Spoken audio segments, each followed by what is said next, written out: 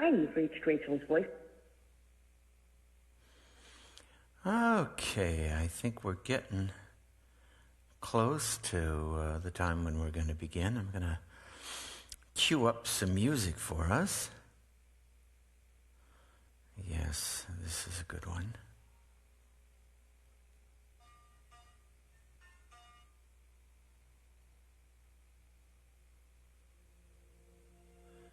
Good.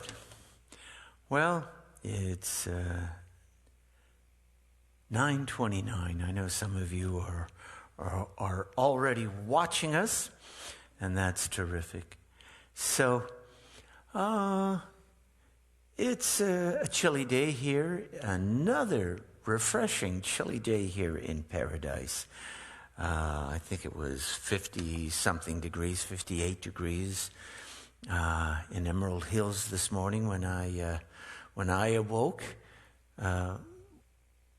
Really nothing to complain about. I have children who live in Philadelphia. I have a daughter and grandchildren who live in Raleigh, North Carolina, where it is much colder. So no, we are being blessed here with cool but sunny and lovely weather. So I want to talk to you about something today. I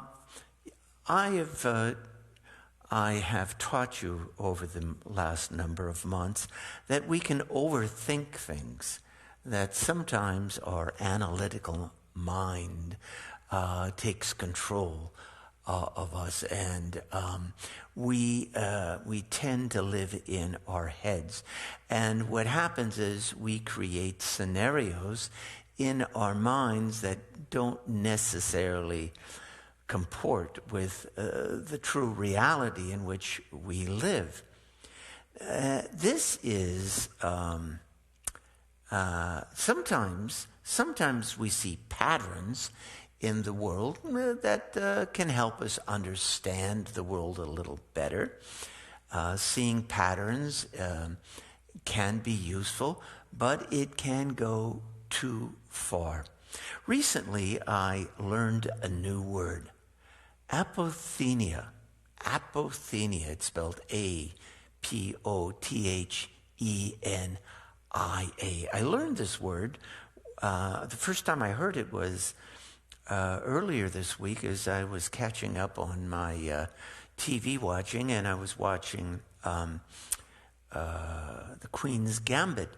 And the young woman who is this phenom chess player sees patterns, sees chessboards wherever she goes, and she can just play a whole game in her mind. She can see patterns on the chessboard, and that works pretty well for her. But she has been, so I'm only up to episode 5, she has been warned by a journalist who was interviewing her that if she isn't careful, she might suffer from apothenia. What is apothenia? Apothenia is a psychological term, and it refers to a psychological disturbance in which people tend to see patterns, everything in terms of patterns in their minds, rather than just looking at what's happening in reality, in the reality around them. They see patterns everywhere. They will begin these are people who overstay in their mind, who overstay their visits to their analytical mind, and what happens is at an extreme, they begin to see conspiracies in everything. Just think about that. We might have a mass apothenia going on in American society today. People not looking at what is, but looking at what they think is, seeing patterns, seeing connections among people and events that are not necessarily true. It's been said that apathenia, that is an overthinking of things, of seeing patterns which may or may not actually be there, can, when it goes to even a further extreme, is a sign of the onset, believe it or not, of schizophrenia. If you've ever been with someone who is suffering from schizophrenia, you will notice that they will often be making patterns with their hands, making patterns of everything. Everything has a it's wanting to control things by seeing patterns. Now I understand why things are the way they are, and they can see a cabal, they can see a conspiracy, they can see a connectedness of things that aren't there. In mindfulness, we learn to differentiate between patterns, seeing patterns that are useful, and seeing patterns that are nothing more than intellectual exercises, thoughts that really don't necessarily comport with reality. And so I just wanted to mention that today, because I think meditation and mindfulness training is a great antidote to that compulsive need to see patterns in everything. There are patterns. There are interconnections among things, but we have to be careful, and we have to look at things. We look at things as they are sometimes, just to check out our theories about reality. Okay, so that having been said, put your feet flat on the floor. Allow your hands to rest peacefully in your laps. Sit up straight, and let your chin be perpendicular to your spine. And for the next few moments, for the next 14 minutes or so, let us meditate. Here we go. As the sound of the bell fades off into the universe, allow your eyes to close, or at least lower your gaze. And become aware of your breathing. Breathe gently through your nose. Notice how your upper body rises and falls gently with every breath. And we allow ourselves to gently ease into a meditative state.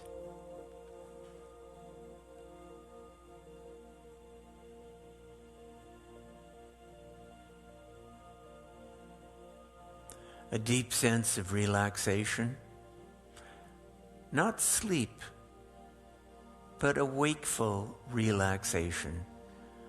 A wakeful relaxation in which we are living with our senses fully alive and aware. We begin by checking out what's happening in our bodies, in our feet, our toes. Becoming aware of sensations we may not have been aware of only moments ago. We are bringing our focus to our bodies. We notice what's happening in our legs. Our clothes touch our skin. We notice how our belly extends and contracts with every breath. Our shoulders rise and fall with every breath. Our rib cage expands and contracts.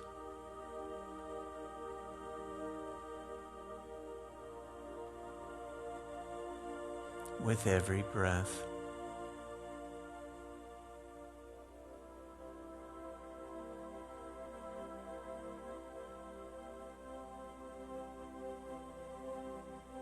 We thank God for our physical existence.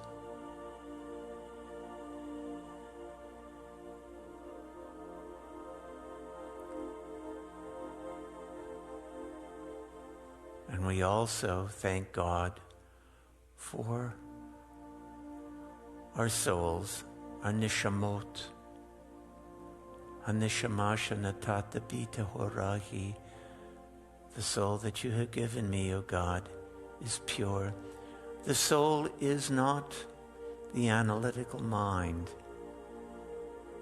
The analytical mind is useful to solve problems, but our soul lies behind the analytical mind, and it observes with wisdom and compassion everything that transpires around us without judgment, without comparison, without contrasting one thing to another.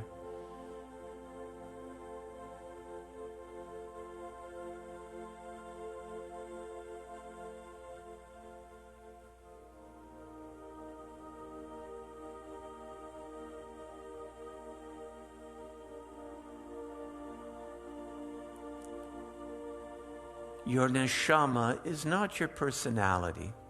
It's not your ego.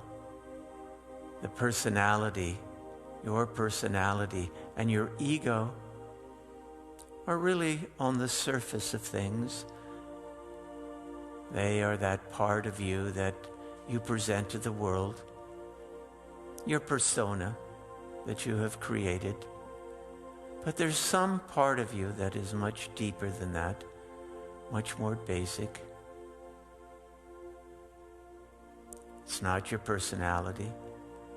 It's not your persona. It's that spark of God. It's that God consciousness that is forever secure and rooted deep within reality. Not reality as you see it or think of it, but reality as it is.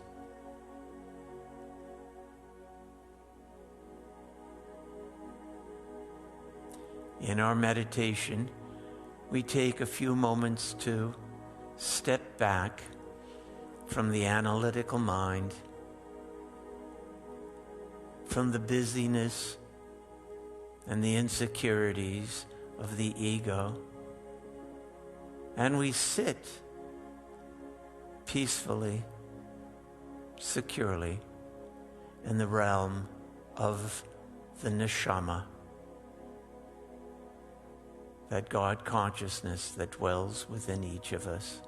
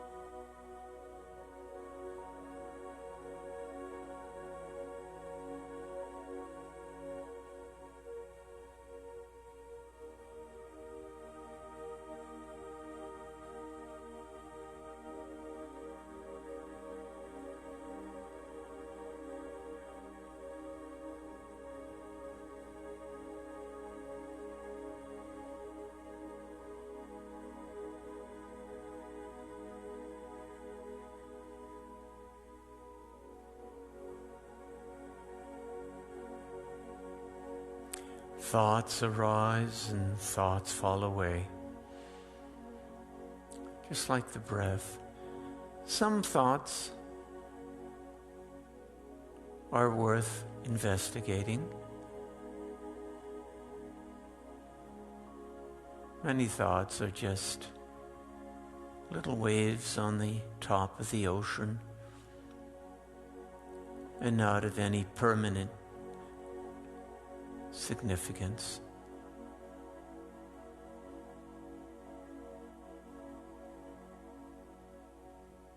And with this wisdom, this objectivity,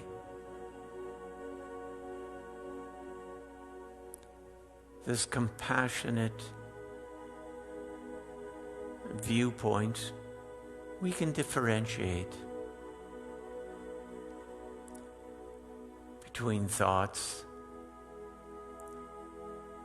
that are worth investigating and thoughts that we should just let go. We notice how the thoughts affect us emotionally.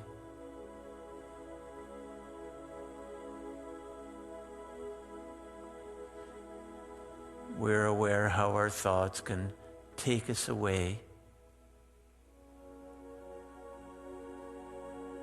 from our mindful engagement with reality.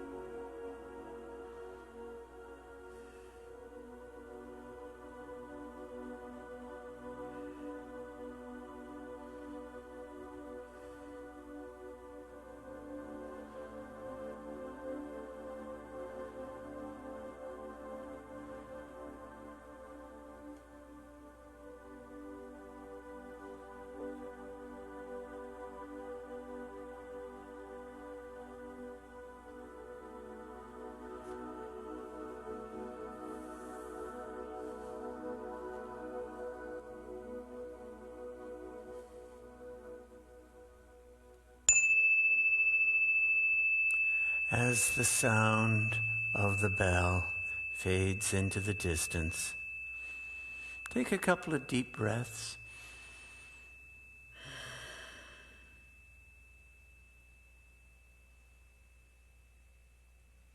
Gently and slowly open your eyes and adjust to the light if you've had your eyes closed. Stretch a little bit boy, that was nice. I hope this meditation was helpful to you, and our intention was good and helpful. So tonight we have services at 7:30. This table is going to be transformed into a Shabbos table.